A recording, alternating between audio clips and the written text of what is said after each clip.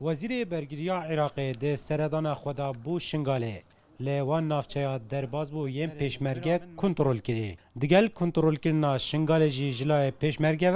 و هات بینید که درگه هکه جبو کنترل کرنا تلحفر و توایا پارزگه ها نینوا.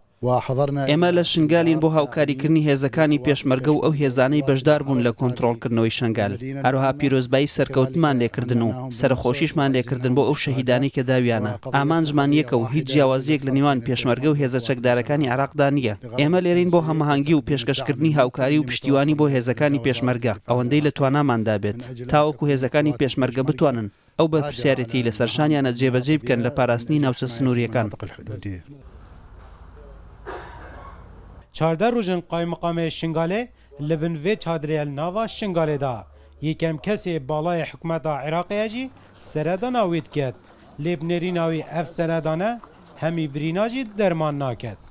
غير هطانه حكومة عراقي مخابن كم علاقات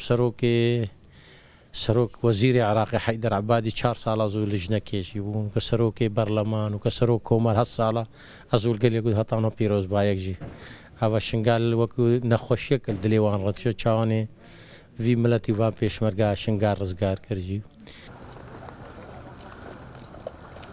سپاسالر هزم پیشمرگی به جلن سربازی مل بمل وزیر برگریا عراقی بو او دبیجه امل سردان کرنید خالد العبیدی رازینه. گوه و نه کمین جار سردان هزت پیشمرگیت کرد گرک محوره دیترش یا خازر و محوره گویر و مخمور و کرکوک سردان هزت پیشمرگی کریا هم سپاسیا جنابی وید که این بوه پشتوانی و سردانتی و هات ناویجی هر وکو